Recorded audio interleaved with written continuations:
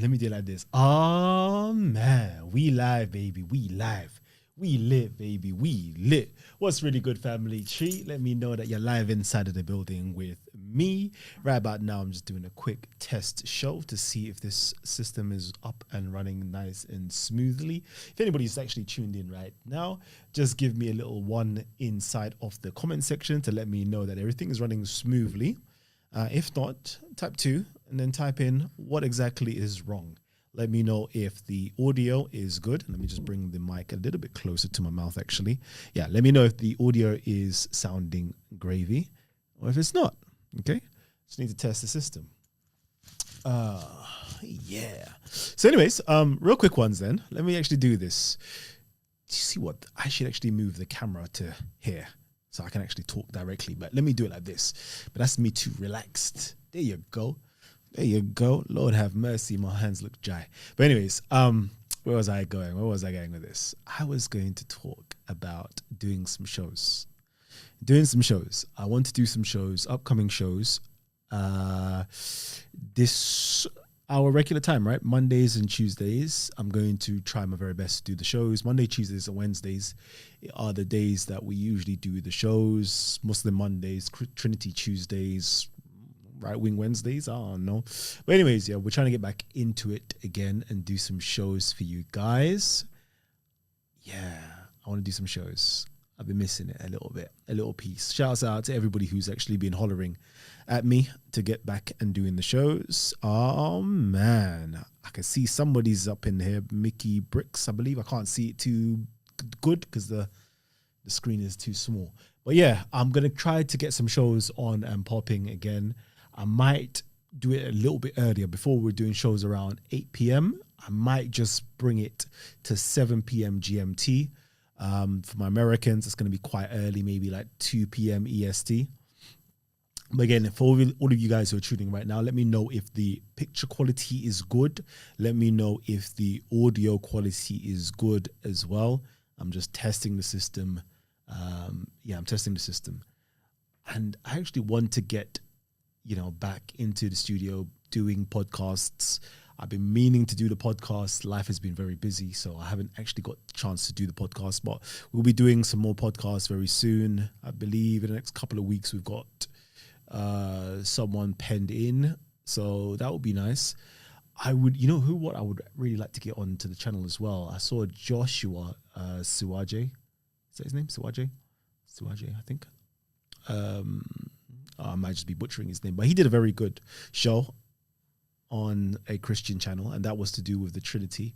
That was very interesting. He came and he dropped a complete curveball into the mix, and I really would love to pick his mind on that curve. I don't know if you guys actually tuned into it, but I found that very interesting myself. He's a PhD. He's got his PhD. I think at the time I was talking to him before, he was a PhD student. And I believe now he's got his PhD, and yeah, shouts out to him. So he dropped something completely profound on the Nicene Creed, and that literally got me back. I opened it up and I read it again with fresh new eyes, and I was like, what? Okay, let's discuss this. Trinity Tuesday. I think we need to discuss this one. Trinity Tuesday, that will be a very good show to actually address that conversation and the implications he raised with it. I thought that was very interesting, by the way. Let me quickly just check your comments. Let me see. Please come on, hit me up, brother. I got a few guests for you, King. All right, audio all good. Glad to see you back in rotation. Yeah. Shouts out to Knowledge Born Allah. All right, salute, King. Yeah, I'm gonna hit you up definitely, because I am trying to get back into doing shows for the community, and giving that love back to you guys. I definitely want to commit. I've been trying my very best to commit to this Monday, Tuesday, and Wednesday, doing shows for you guys, getting you guys to come on and do your debates. Those are the days for the debates. I really wanted to get that popping first, get get back into the groove. Like I've been out of it. I feel so rusty. And now it's just getting back into the groove, doing consistently doing shows. Okay. So I've been away for a minute, but now I'm back and I am promising to be consistent to doing Monday, Tuesdays, and Wednesdays. And of course, we are going to do the interviews shows that we all love, the proper talk with the Titans stuff. Like, I know you guys have been missing those types of shows where we bring on in Titans within inside of the community. We have dialogue with them. We do interviews, question them. They do a presentation. Then afterwards, we get you guys, the audience members, to come onto the platform to question them, to critique them, to debate them at times as well. So I can't wait to bring that back itself. But when I bring it back, I want to bring it back with a bang. I want to get like some big boy guests on to the platform to actually have these types of presentations and discussions again. Yeah, I can't wait. I really can't wait. So that's up and coming. That's pending. I'm just getting back into the groove, as I said. So you just got to bear with me for it. What else is going on? Yeah, I've been dropping my own stuff as well. Do you know what, yeah? Today as well, actually, I kind of woke up. I haven't been thinking about, do you know me? Like the whole conscious stuff, I'm like, I love it. But sometimes I take breaks away from it. Like I've got real life to attend to. Them ways there. When you have like a real life to attend to, you got business to handle, all these things here, doing shows, doing research and educating yourself, it becomes a luxury because you don't have enough time, enough hours in the day to just put aside. So when you have your free time, like this is how I get down. Most people like go to watch football matches, go or watch football, go pub. Like, my pastime is actually what I do truly enjoy. It's really just reading books and going into history and doing real detective work to kind of understand, the past. Like, I really love that. Like, that there turns me on. And yeah, but with that being said, it's like, the cost to benefit ratio, it doesn't work well in my favor. You can only do this as a luxury, as I said. And I don't have as much time as I used to be doing all these shows and to be doing all this research, right? So, but today I woke up. What did I wake up with? I woke up, I think I must have watched something beforehand. So I guess it was just playing in my subconscious mind. And if you guys know anything, I've been doing a whole series on the origins of Islam. Technically, it's like the origins of early Islam. Let's do early Islam because let's do proto-Islam. It's the origins of proto-Islam. There's another form of Islam that in the scholarly community, that's like the 9th century onwards or the 10th century onwards. That's like real Islam, the Islam that everybody knows about today. But there is the early Islam, Nation Islam, proto-Islam, whatever names you want to give it. Like my mind was just there for a hot minute. And my mind, and I've been doing shows on it, of course, but my mind was on,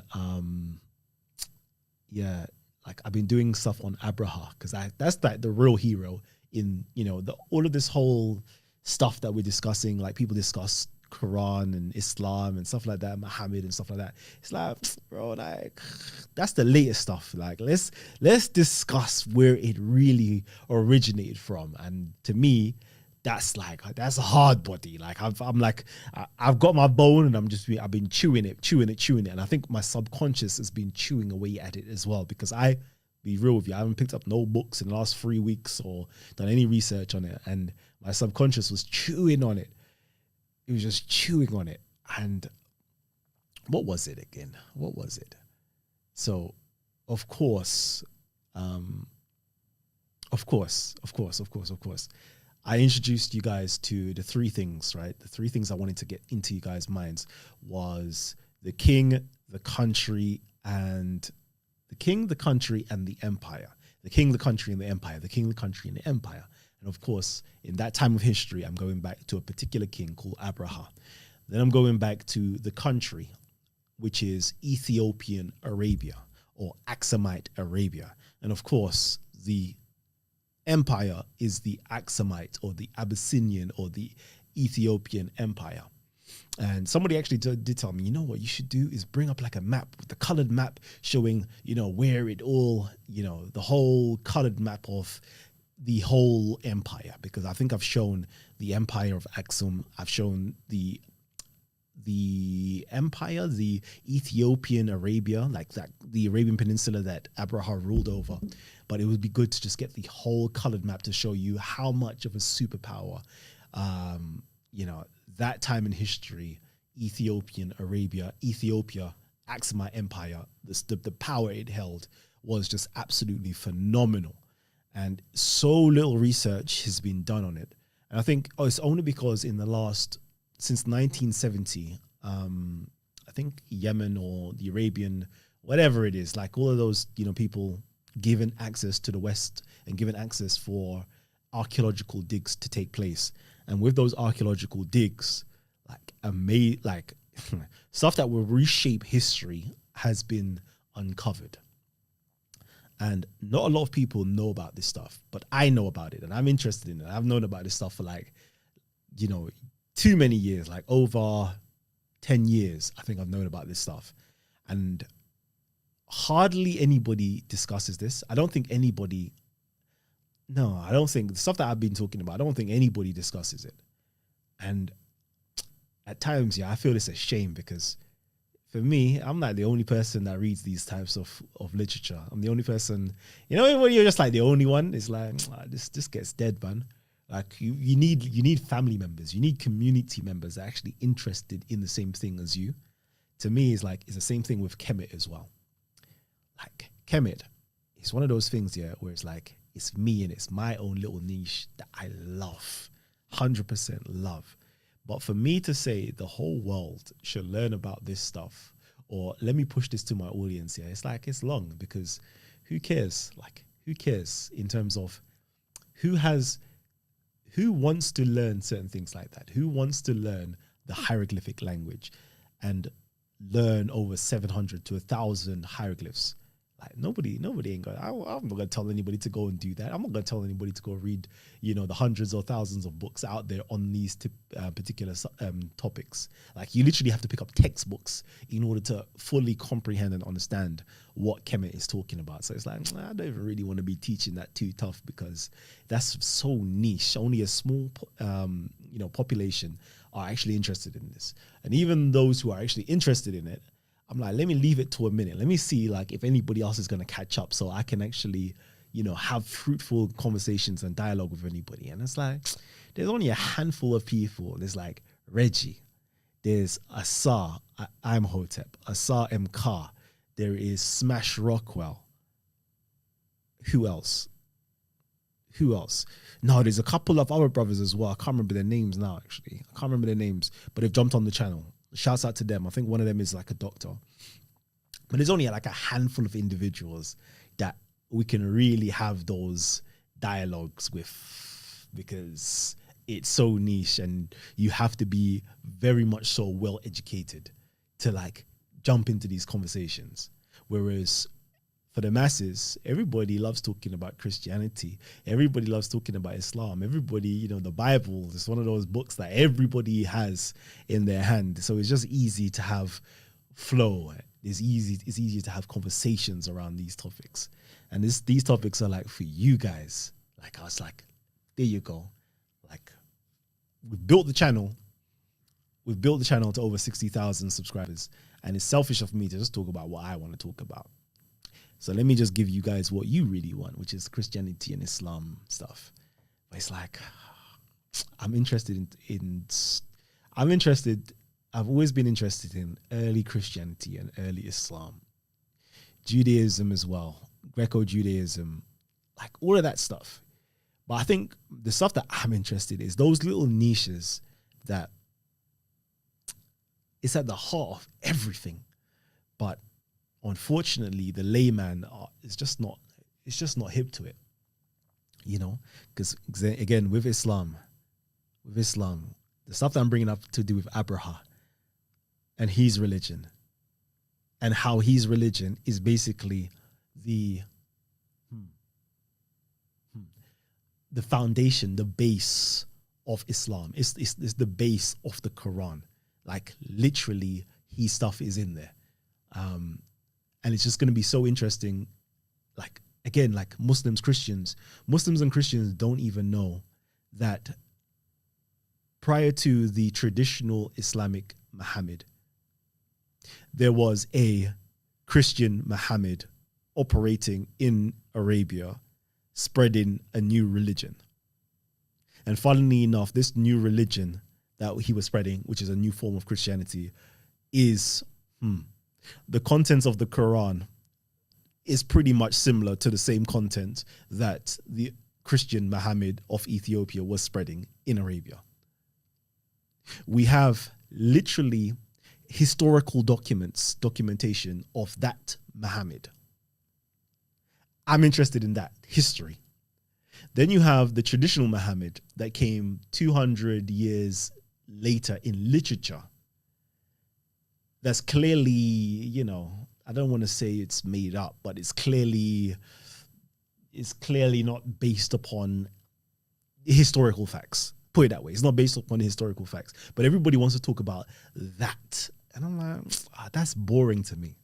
That's boring to me. When I hear, like, you know, the Christian Muslim dialogues and debates, I'm like, that is so boring. Do you know how boring that is to me? Because you're not saying anything new. You're not saying anything new. Whereas groundbreaking stuff, that's new. I love that. And then when you have like early Christianity and Christianity in Egypt, early Christianity in Egypt, completely different to, you know, what we understand Christianity today is. It's like, let's talk about that. Let's go into stuff like that. Let's go into like Judaism, Greco-Judaism, like, and Greco-Christianity, like what was going on in those early periods of time with like books of Enoch and things like that. You know, let's go into the writings of Philo and, you know, books like that.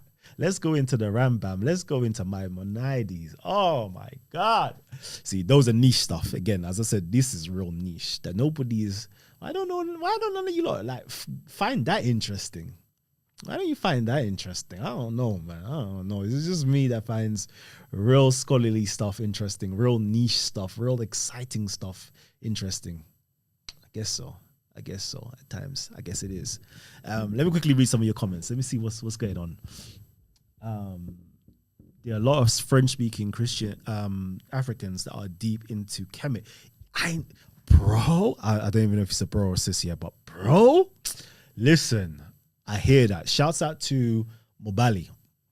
Yeah, my French connect out there. I see that they're deep into it. And it's a shame that there is a language barrier. And I've been saying it, but I'm going to. I've literally got my French book. I've got a French textbook. Can you imagine? Oh, my nose. There's dust in here. Okay, I've got a French textbook. I've got it literally on my desk at home, underneath my night lamp, and I'm going to be going deep into that.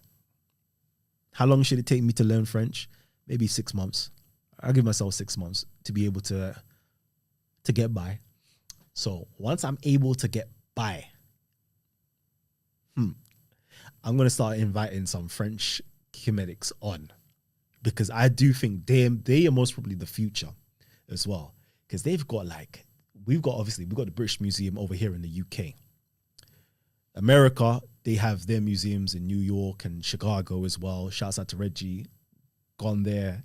Reggie toured around. We was kicking. That was great. Anyways, but the Louvre in France, in Paris. Oh, listen, the Louvre is on another level, full stop. And then you've got French authors.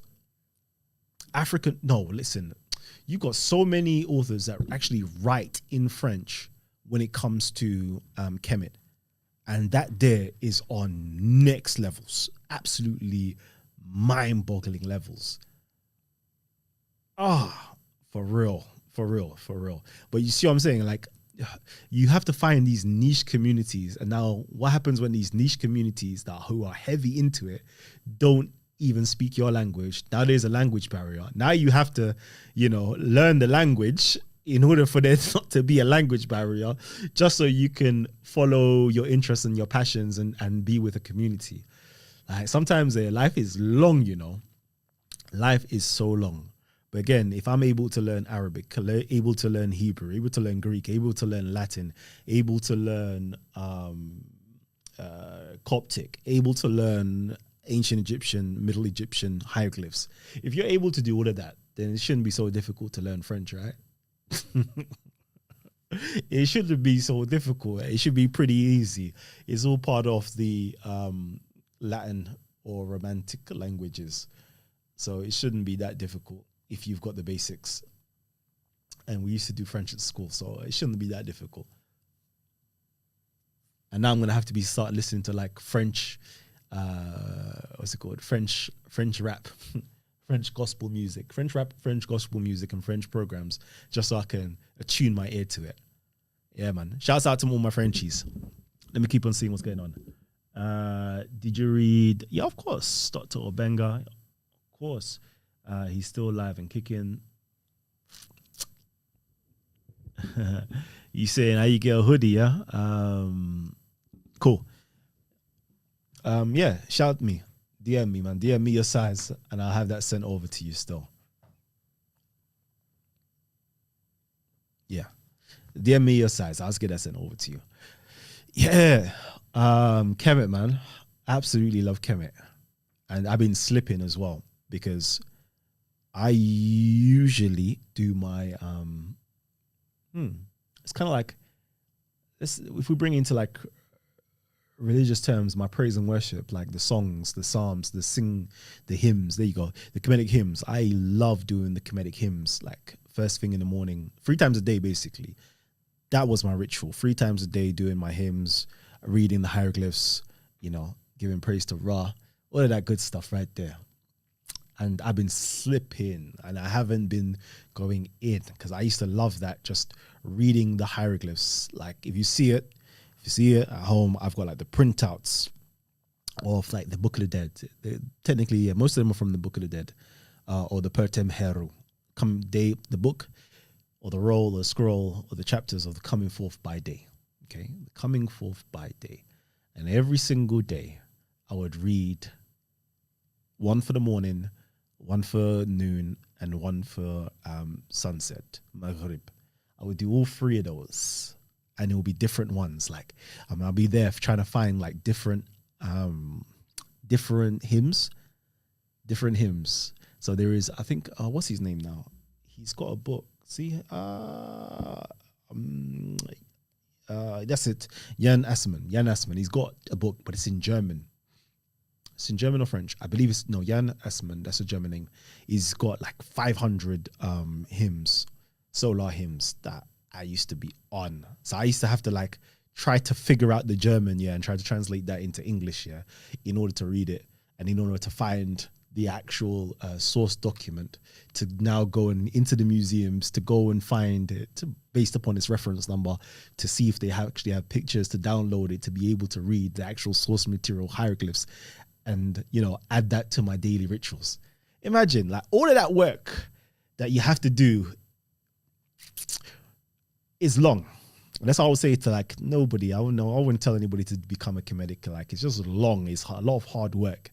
If you are religious already, if you're a Christian, you've got a Bible. If you're a Muslim, you've got a Quran. You can figure out life. That's just what, those are simple books to read. You could read the Quran within like 3 days. You can read the Bible within like a month. Yeah, within a month, if you really want it to be serious.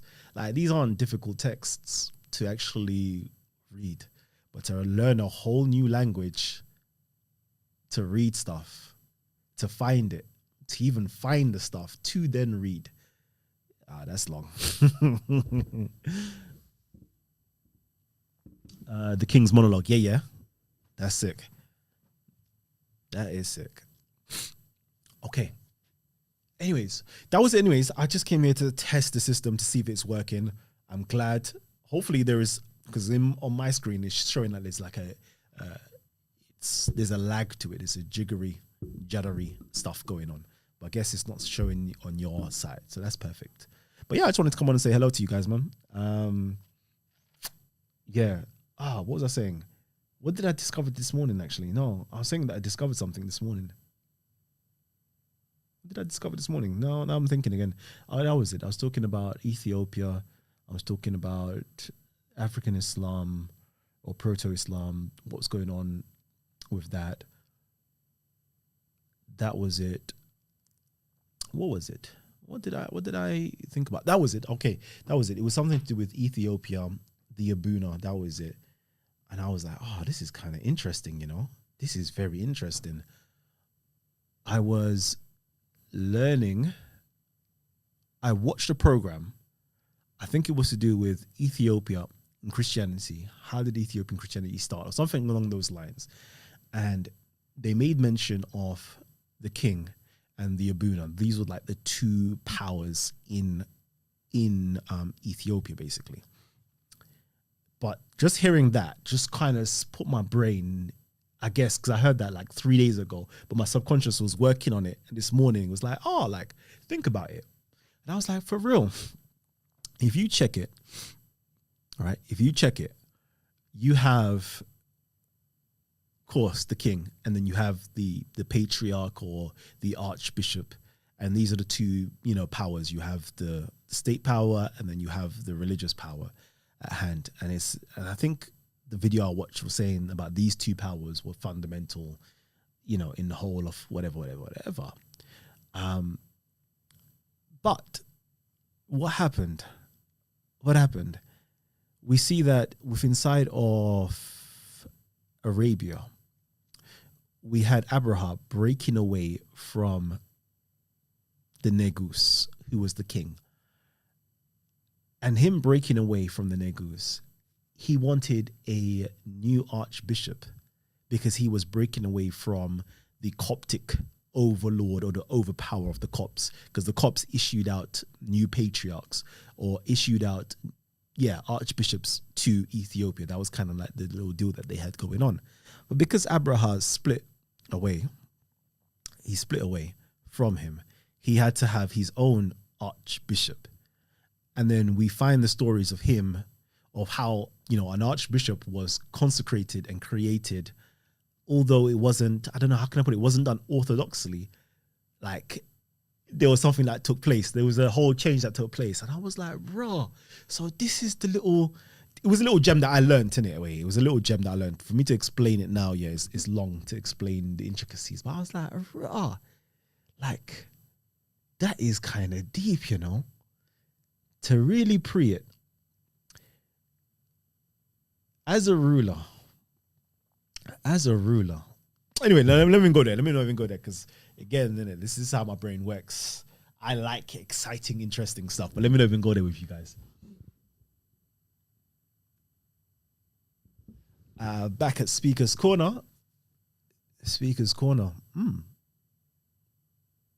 I don't mind passing by, you know, because technically speaking, it's Black History Month. And it's the 24th to 24th. Today's the 25th, right? It's the 25th today. So it's the 25th today. So technically speaking, we've only got a few more days left of Black History. So I should really touch down for Black History Month at Speaker's Corner. But can I be bothered to touch down Sunday?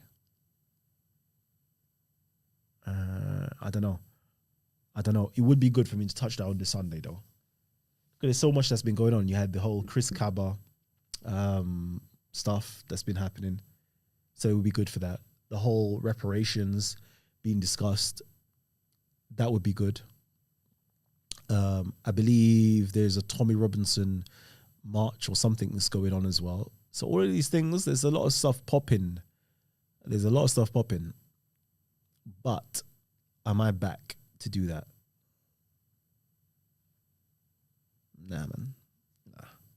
Nah. I might have to skip this week, but I do actually want to go Speaker's Corner. I do. But you know what? See, Speaker's Corner is a place to either talk your own stuff, or it's a place to debate. And I'm like, I don't know. I don't really want to debate anybody. I rather build with people. I'd rather build because there's nothing really to debate. There's nothing really to debate. I think all the debates have been had already in terms of Speaker's Corner because it's usually Muslim, Christian stuff, some Jewish stuff, and the levels are low. The levels are low. Yeah, the levels are low, to be honest with you. So it's like, who could I possibly debate? And what topics would I want to debate? And you see how I'm just here thinking. In life, I think. But it's like literally nothing, man. Because the stuff that I would like to talk about, nobody ain't reading the stuff. Like, yeah, nobody ain't reading it. It's like, I'm on like scholarly stuff. Like, I'm reading scholarly stuff. And then for me to engage at Speaker's Corner, I have to like remove scholarly information from my head and put on my Christian Prince hat and think like that in order to have fun conversation, arguing or debating against Muslims, for example. It's like, oh, that is dead. That is like so dead. I don't think you understand. I'm going to try to explain. Let me see. How do I explain it? Exactly. Just that, for example, because I always do, the age of Aisha. Let's just start there. For me to debate, let's say debating Muslims, let me see. I can debate Muslims and say, oh, I'm not saying this, right? I could say, oh, your prophet was a PDF because he did X, Y, and Z. And it's like, I could take that position. Do I believe that in my heart? No, but that's a position I could take. Then I could take the position of he did not marry, he's not a PDF. And now I'm on like possibly the Muslim side arguing against Christians. And it's like, okay, but why would I even want to do that? And then, for example, like, then my mind is like, let's discuss it on a more academic basis. Let's discuss these hadiths and the origins of hadith and hadith science and blah, blah, blah. It's like, that's like another level that nobody ain't trying to discuss. Like, so therefore it's not going to be fun to me. Now, let me think, discussing Christians. What can I discuss with Christians? I don't know. Technically speaking, Christians are the most well put together group, to be honest with you. So what do I need to even disagree with Christians on? Nothing really. Can I say anything? Nah, I could. But that's just me being argumentative. And that's not me building. You dig? Because it's always the same stuff. Like, but then if I took the position of a Kemetic, yeah, I always look at this stuff like, it's like, for me, you have, okay, let's look at the three major religions. Let's go there. Like, if I'm going there to attack religion, let's do that. If I'm going there to attack religion, you have the three major religions. Let's look at their founders. Moses was a murderer. Cool. You want me to follow a murderer? It doesn't make sense to me. That's me attacking them. Christianity. Jesus was a convicted criminal based upon being, based upon being, what's treason? He's committed, he's basically, another convicted criminal. Moses was a criminal, but he got away because he was an outlaw. And Jesus was a convicted criminal because he got killed and crucified based upon him, claiming to be a king and all them things there. So therefore it's treason. And then you have Muhammad, who is, he's got all these PDF stuff against him. And he's most probably got more than just PDF stuff against him. So it's like, why would I want to, you can argue, why would you want to follow any of these criminals for? Like, it doesn't make any sense. It doesn't make any sense. All three of your religions are founded on criminality. Make that make sense? Doesn't make sense. So you could go on that route. That's more like an atheistic route. That was more even like a Kemetic route, to be honest with you. Could do. But again, is it in my heart? Do I even believe that? Is it in my heart to do that? Not really, man. I'm here to build with people. Right now, this is therapy to me, you know. Yeah, I'm here to build. So that's just dead. Why would I want to be antagonistic to people?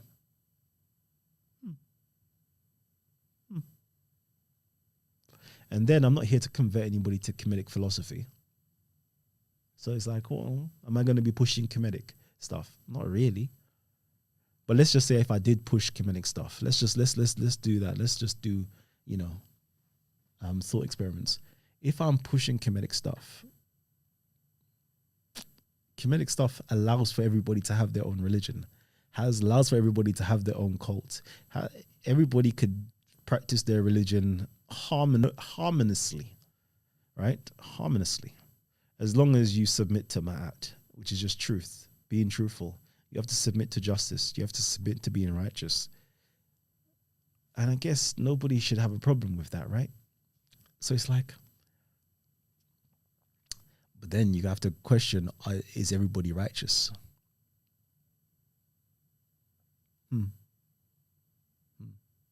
you know what I found very interesting, right? I found very interesting, actually. Let me just do a criticism on Christianity right now. I found this very interesting because it was a conversation to do with my with my mom, actually. I was having a conversation with my mom and my sister. And I can see what Christianity breeds, just like Islam. I can see what religion breeds into the hearts of men.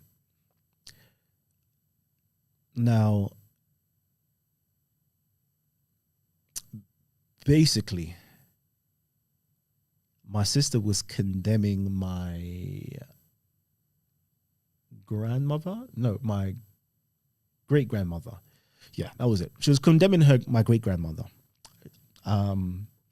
Yeah, she's condemning my great-grandmother, talking about she, you know, demon and like basically, I don't know, not witchcraft or something along those lines. Anyways, basically my great-grandmother, she practiced an African religion, okay? And, you know, they would do certain rituals, right? They'll do certain rituals and, you know, dress up and, you know, whatever the case is, right? So they're doing all that stuff. My mom, you know, used to grow up in that. My mom's a Christian, by the way, but she used to grow up in all of that stuff. So she used to, you know, do those chants.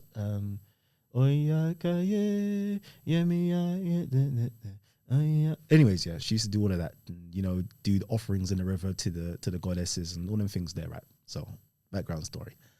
And then my sister is just all talking about, yeah, they're going to hell, they're practicing that devil stuff. And I'm like, sister, like, because she's newly baptized, right? So she's newly baptized, newly Christian, right? And I'm like, this is why I don't fucks with Christians or Christianity or religions, full stop, because this is the type of mentality it breeds. It's an imperialistic mentality to now believe that your way is the right way and everybody else is like, you know, demonic, devil.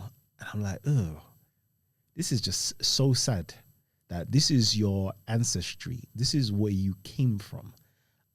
You know, prior to the imperialism of Christianity based upon the Roman religion, or the Roman society, like prior to all of that, like everybody was living their own glorious life, doing their own glorious things, right? And we didn't care. Like, you can practice your thing as that tribe. We practiced our thing as our tribe. This is just our way of doing things. But this imperialistic mentality brought over via religion from Christianity that spread into Islam. Like, you lot want to subjugate, dominate, and dehumanize other beings for their own practices that predate yours by thousands of years. It's like, I don't get down with that. I really don't. So maybe if I really wanted to go and actually argue against Christians, that would be something that I would argue against. You could say that not all Christians think that way, but no, secretly, every single religious within those monotheistic religions, yeah, you do. Because you all think that everybody else are pagans and heathens and so forth. You don't follow, you know, that God, which is sad. Because as Africans, our gods predate the conceptualization of a Hebrew God or a Christian God or Islamic God. It's just sad. It's very, very sad. Anyways, that's just me having my quick thoughts. I think I'm finished for the day. I love you guys. And that was Calamel's thoughts. Monday to Wednesday, Monday, Tuesday, Wednesday, we will be doing shows. Hopefully, I will be able to do them a little bit earlier. For those of you guys in the UK, it will be at 7 p.m. Everybody else, if you're in the US sides, EST, it will be around 2 p.m. So yeah, Family Tree, loving you guys for actually helping me out, making sure that the sound quality is great, the pitch quality is great. I've got some stuff going on a little bit later on. I need to test this.